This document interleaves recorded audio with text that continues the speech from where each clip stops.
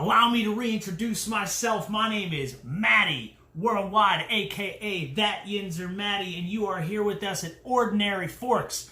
This week's episode, we are going to be talking about how to cook a perfect steak. So if you want to hear about that, some tips, tricks, some suggestions, hit me up after the jump. Let's go, Yinzer.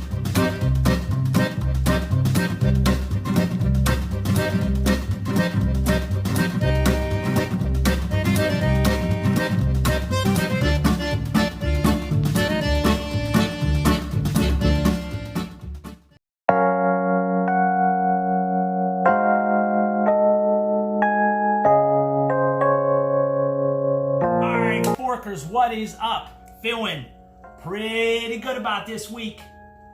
What I'm going to start doing, or at least try to start doing, is when I have a bit of a lesson-based episode, like last week with how to use an electric stovetop, I'm going to follow that up with something you can apply that with. So this week, we're going to do how to cook a steak on an electric stovetop.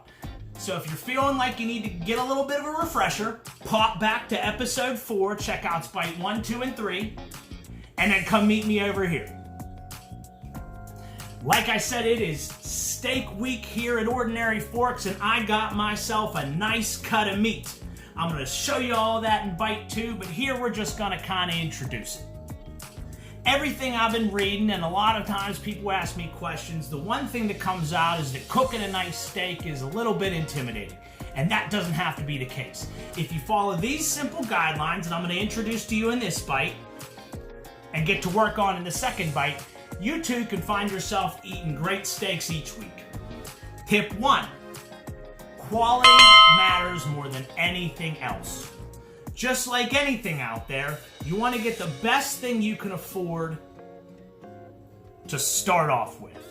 What do I mean by that? Well, with a steak, I always suggest looking for thicker cuts of quality tender meat. You're looking for something we call marbling.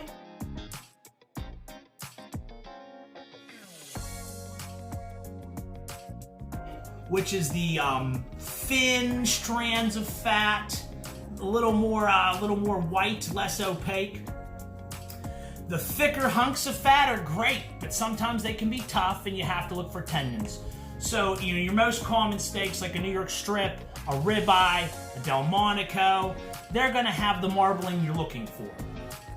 For me, in my opinion, one of the greatest misunderstandings about steak is that people tend to go for the fillet before they go for the cuts that have a little more marbling. That's not to say that it's a problem if you go for the fillet, but fillets have less fat. It's a leaner steak, which means less flavor, which also means you can dry it out quicker. It's a very delicate cut. I'm not going to pretend to be a butcher. I'm not going to pretend to know where most of this meat comes from on the cow. I just know how to cook it.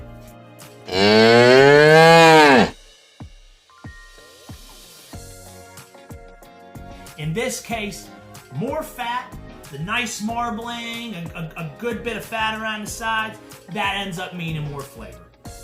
Tip 2, season your meat before you cook it. There's a couple different schools of thought on this though. Some people think that seasoning the meat too early ends up drying it out. Now that's more of a general rule, but just know that it's a school of thought. Some people don't season the meat until right before they put it in the skillet, and some people season the meat after they're done with it.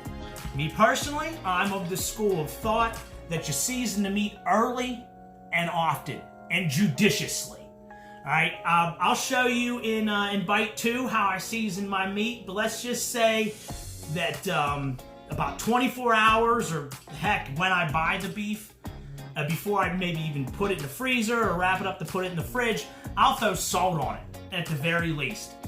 Tip 3, reduce the surface moisture of that meat before you cook it to get the crust that you see in all the pro videos. That's maybe a more general guideline for meat, but as we're introducing steaks, let's just keep it to that. I'll show you this in bite 2 how I accomplish this, but basically my steps go pat dry, season, wait while it heats up to room temp, pat dry, add pepper, and And I guess for those at home, when I say season, I generally mean salt. And then let it rest some more, pat dry, then cook it. It seems kind of complicated, but I promise you, when you get that crust on the steak, you're gonna love it every time. Tip 4, get yourself a good instant read thermometer. Some of the intimidation that comes with cooking thick cuts of meat, or meat in general, is temperature. I'm no stranger to it. You shouldn't be either. It can be a little tricky depending on your stovetop. If you remember from last week when I talked about some of the pitfalls of cooking with an electric stovetop, you can't really control some of the heat, so it's really good to have yourself a nice instant read thermometer. You don't need nothing fancy though. Here at Ordinary Forks, we work under the premise that you don't need anything fancy to do anything great in the kitchen. So I got mine off of Amazon for about 15 bucks. Got 2 buttons on it, works perfectly. Love it. I use it for all my cuts of meat. Now, with experience comes the knowledge of touch.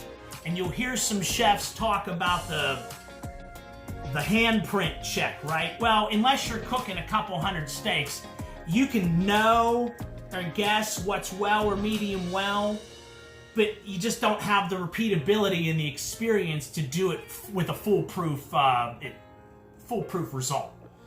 Use a thermometer. I promise you, you'll have better meat. And my last tip 5 for how to cook a good steak on a stovetop, resting it. Now, what's resting it? Well, talk about cooking it, but just as important is letting some of the juices go back into the meat after you're done cooking it. So when I'm done cooking my steak, I'll pull it off and I'll sit it on a cookie sheet.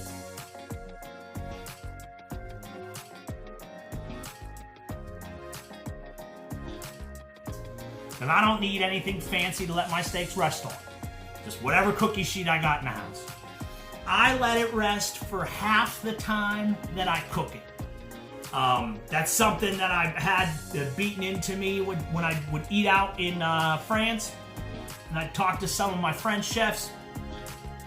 It's just, it allows that moisture and the flavor to go back in. If you do not let your steak rest, it's still in the process of cooking or coming down from cooking, and the juice will flow out. And you have a puddle of blood, you end up drying your steak out.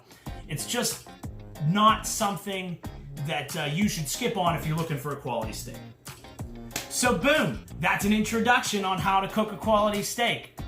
You're gonna see me in bite 2 show you some of the stuff I just talked about. For bite 1, we're gonna wrap this up. So if you could do me a favor, please, if you could subscribe to this channel if you haven't already, if you could click like on this video if you think it's something you wanna see more of, if you could share the video because sharing is caring. Around here, Ordinary Forks make up a nice ordinary family. I would appreciate that. I appreciate you if you have already subscribed. I'm looking forward to cooking a steak for you. I think this is gonna be a fun week, and I think it's a cool little thing I'm gonna have where I introduce a lesson, and then the week after, show you how to do something with it. So for Bite 1, Episode 4, How to Cook a Steak, this is Maddie Worldwide, this is Ordinary Forks, and remember kids, it don't have to look pretty, but it darn sure can taste good. Peace out, yinz.